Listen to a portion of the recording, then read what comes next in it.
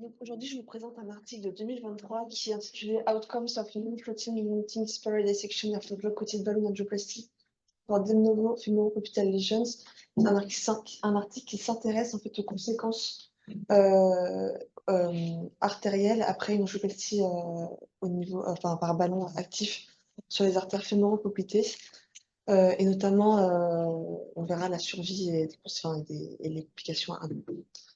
Donc, je crois que c'est la question. Ça sourit? Ouais, je sais pas. Ah oui, d'accord. Alors, ce qui a justifié cette étude, en fait, c'est que donc, les dissections sont assez fréquentes après les angioplasties au ballon, notamment les dissections spiralaires. Il y a un groupe de consensus avec une étude qui a été publiée qui s'appelle Dysform et donc, qui a émis des recommandations.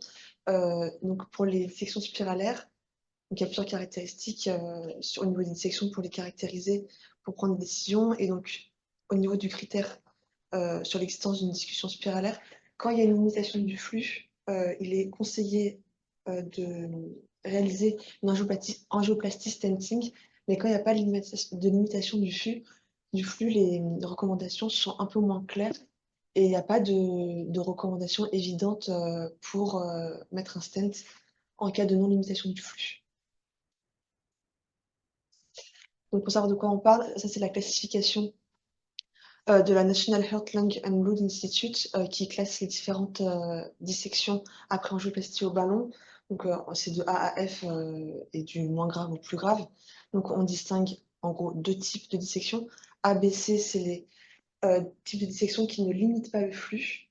Et D, E, F, c'est les dissections qui... Alors, E, F limite le flux et D, elle peut potentiellement limiter le flux. Ça dépend un peu de la forme et de l'ampleur de la dissection. Donc on voit sur l'image, c'est des dissections en fait qui intéressent toute la paroi de l'artère et qui sont spiralaires. Donc le but de cette étude, c'était d'évaluer les conséquences cliniques de ces dissections ne limitant pas le flux après les angioplasties au ballon actif pour les lésions fémoro-poplitées qui étaient traitées pour la première fois chez des patients qui présentaient une artéropathie oblitérante des membres inférieurs. Donc cette étude a été observationnelle, rétrospective, monocentrique. Elle a été réalisée à Sapporo avec un critère d'inclusion qui concernait les patients avec des lésions fémoro-poplitées et qui présentaient une symptomatologie entrant dans la classification de Rutherford de 2 à 6. En gros, c'est des patients tous symptomatiques et qui devaient avoir une intervention endovasculaire avec des ballons actifs. Les critères d'exclusion, c'était donc la présence d'une dissection limitant le flux, parce que c'est pas ce à quoi on s'intéressait. La décision de réaliser un stenting de sauvetage, donc c'est bail-out scaffolding. La présence d'une lésion de l'artère fémorale commune, puisque ça peut ça peut aggraver la conséquence clinique. Donc les patients étaient exclus. Et la présence d'une restenotic lesion, donc en fait c'est les patients qui présentaient pas des lésions de novo. Donc le critère de jugement principal, c'était la perméabilité primaire à 1 an, avec différents critères de jugement secondaires qui étaient globalement ressemblants, on va dire, chez les patients vasculaires qui sont pertinents. C'est la résténose précoce, donc inférieure à 30 jours, et les événements cliniques majeurs à 1 an. Donc target lesion vascularization, c'est la nécessité d'une nouvelle intervention au niveau de la lésion qui était traitée la première fois. Major adverse events, c'est par définition, c'est une amputation située au niveau de la cheville ou alors la nécessité d'une chirurgie dite majeure. Et ensuite, la mortalité de tout décès, la mortalité de toute cause, pardon. Donc, au niveau du flowchart, on obtient ça. Ils ont sélectionné 842 patients, donc 912 membres inférieurs. Et après exclusion des patients, on obtient 497 patients qui ont été répartis en 2 bras en fonction des lésions qui ont été observées, 92 patients avec des dissections spiralaires et 405 patients qui présentent des non-spiral dissections. Donc les résultats, c'est ça. Quand on compare les patients, enfin les lésions plutôt, les lésions sur lesquelles sont apparues une section spiralaire présentaient déjà une complexité plus importante que les lésions sur lesquelles ne sont pas apparues de lésions spiralaires. Donc c'est ce qu'on voit au niveau du tableau de gauche. En général, c'était des vaisseaux qui étaient plus fins, avec une longueur de lésion qui était plus importante. et des sténoses qui étaient également plus serrées, et souvent plus d'occlusion, que dans le groupe qui n'a pas présenté de lésions spiralaires. Ensuite, au niveau des caractéristiques de la procédure, on peut voir quand même que, il semble y avoir une tendance avec, une procédure qui aurait été plus agressive, mais ça c'est aussi en rapport avec la présence d'une lésion plus sévère, avec des diamètres de ballons plus importants par rapport à la taille de l'artère. Donc c'est ça, ces ballons, sur, artère, le diamètre du ballon reporté sur le diamètre de l'artère qui était plus important au niveau des lésions qui ont présenté des dissections spiralaires et une longueur de lésion qui était souvent plus importante. Au niveau des caractéristiques du patient en post-opératoire, c'était souvent, entre guillemets «moins bien» à la fin de l'intervention avec, un index de pression systolique qui était moins élevé, sur, chez les patients qui ont présenté ce type de dissection et la présence de sténose résiduelle qui était également plus fréquente. Donc au niveau du critère de jugement principal, la perméabilité primaire à 1 an, elle était significativement beaucoup moins importante dans le groupe avec, les dissections spiralaires. Donc ce qui est quand même on peut du coup penser que la présence de dissection spiralaire est comme de mauvais pronostics, au cours d'une intervention.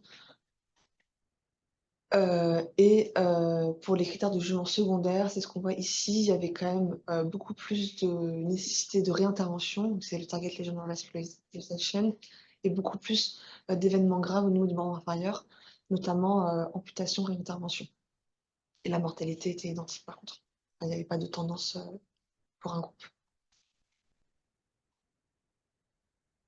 Ils ont cherché en fait aussi à comprendre est-ce que, certaines caractéristiques, au niveau des patients ou de la lésion pouvaient, prédire, la présence, enfin pouvaient prédire la le être péjoratif en fait, sur l'avenir au niveau de ces lésions. Donc il y a certaines, caractéristiques qui sont associées avec, la rosténose à 1 an après, l'apparition d'une section spiralaire au niveau de la lésion qu'on traite. Donc c'est, les patients qui présentent déjà une symptomatologie qui est plus sévère avec, une classification de Rutherford qui est de 4 à 6. Donc c'est ce qu'on appelle la chronic limb threatening ischemia, des lésions qui sont plus sévères. Donc c'est la TASC-12, c'est la classification TASC-2D, c'est la classification pour, la sévérité des lésions. Donc quand les lésions sont sévères de base, il y a plus de risques, de rosténose, à long terme. Et également, quand à fin d'intervention, il y avait une, sténose résiduelle, ça semblait également associé à un mauvais pronostic. Donc cet article, il était intéressant, dans le sens où, il apporte une donnée qui n'était pas forcément, bien rapportée dans la littérature, qui est celle que la présence d'une dissection spiralaire est associée à un mauvais pronostic, même quand le flux n'est pas limité. Il y a quand même un taux à 1 an, de perméabilité qui est, beaucoup plus faible en cas de présence de dissection spiralaire, même sans perte de flux, et beaucoup plus de réintervention et d'événements, graves au niveau du membre inférieur. J'ai tiré une phrase de la discussion qui résume un peu, l'état d'esprit des auteurs. C'est: «Our results support the scaffolding usage for not floating limiting SD lesions, filling a gap between the expert consensus recommendation and daily practice». En fait, ce qu'ils veulent dire, c'est que si les recommandations issues de l'étude difforme n'encouragent pas forcément à un stenting en cas de lésion spiralaire, les résultats de l'étude laissent penser que peut-être il faudrait envisager un stenting, quand ça arrive, au vu du mauvais pronostic. Donc en fait, ça mène à penser en fait, ça limite un peu, la mentalité du nothing left behind de la stratégie au ballon, c'est qu'elle présente des limites, c'est qu'en cas de lésion spiralaire, on est quand même embêté avec, un risque de rosténose à 1 an qui est très important. Il y a un article qui soutient un peu leur, leurs résultats. C'est celui-là, qui est également un article japonais et qui émet l'hypothèse, en fait, qu'on peut détecter les patients, qui vont avoir des lésions spiralaires et un mauvais résultat. Ça, c'était pour une étude où il y avait un stenting.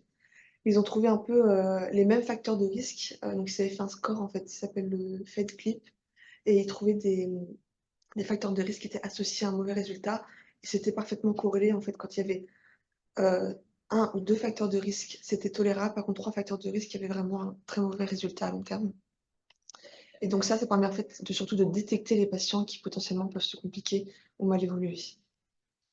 Les limites de cette étude, c'est qu'elle est rétrospective et monocentrique sur une population qui est japonaise et pour laquelle on sait qu'il y a une extrapolabilité qui est quand même parfois compliquée pour les maladies vasculaires. Et l'analyse a été faite par 2 médecins qui participaient à l'étude. Donc, ils étaient pas en double aveugle et c'était 2 médecins qui également faisaient le recueil de données. Dans cette étude, l'incidence des lésions spiralaires était très élevée par rapport à d'autres études et on peut penser que, il y a quand même une stratégie assez agressive au niveau, enfin sur les lésions qui ont présenté des lésions spiralaires et c'est ce qu'on a vu tout à l'heure avec le rapport Balloon to Artery Ratio qui était de 1,36 qui était quand même plus élevé, sur les lésions que sur les lésions qui ne présentaient pas de dissection spiralaire après angioplastie. Et également, cette étude, elle excluait en fait tous les stentings de sauvetage, ce qui est quand même intéressant de savoir comment ça avait été fait. Et ce qui serait donc plus pertinent, c'est une étude qui compare en fait l'évolution après entre une angioplastie au ballon et un stent actif dans ces dissections, qui sont les non-flow limiting spiral dissection. Donc, ce qu'on peut conclure de cette étude, c'est qu'il existerait des facteurs de risque associés à la rosténose à 1 an après une angioplastie au ballon actif pour ce type de lésion, enfin, chez les patients qui présentent ce type de lésion, qui sont les lésions spiralaires sans limitation du flux, et évaluer en fait le nombre de facteurs de risque chez un patient, ça permettrait en fait de réfléchir différemment à la stratégie envisagée et peut-être envisager un stenting quand c'est nécessaire. Voilà. Je ne sais pas si vous avez des questions.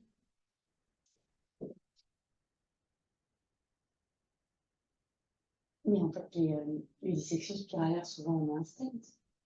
Enfin, en fait, les non limitants ou limitants flux, ça, je trouve que c'est très vague. Parce que dès que c'est spiralaire, on a tendance à se tromper. Parce que le côté limitant flux ou pas, je ne sais pas comment il est évalué dans le. Enfin, sur l'artériaux, comme sur les coraux, tu vois, ouais. ceux qui le corps Oui, oui. Ça, ralentissement, c'est vrai que c'est visuel, hein, et là, ils n'avaient pas un score, non, ils n'ont pas fait de score de prédiction, là. Ils Non. disent qu'il fallait éventuellement y réfléchir, mais c'est Oui, pas. il y a une phrase dans l'article qui dit qu'ils ont une association quand il y a, donc c'était les facteurs de risque qu'on avait relevés là. CLTI, task 2D et la sténose résiduelle, il y a une phrase dans la discussion qui dit que quand il y a 3 facteurs de risque, c'est 50% d'eurosténose et quand il y en a un, c'est 80, quand il y en a deux, 70. Mais il n'y a pas les chiffres, il n'y a pas de test dessus. Mais c'est juste enchaîné dans la discussion. Et après, ça, c'est dans toute la littérature. Plus sont sévères, plus ils sont bouches. Ils n'ont pas parié les groupes sur ces facteurs-là, par exemple. Non, il y a juste une analyse multivariée qui est le résultat, le nombre de patients avant. Ouais. Là, ça. Non, après. Ah, pardon, excusez-moi. Après. Après. Ça. Ça, c'est l'analyse multivariée avec les facteurs de risque. Donc, vous savez qu'ils ont vu qu'il y avait 3 facteurs de risque qui étaient associés, mais il n'y a pas d'appariement de.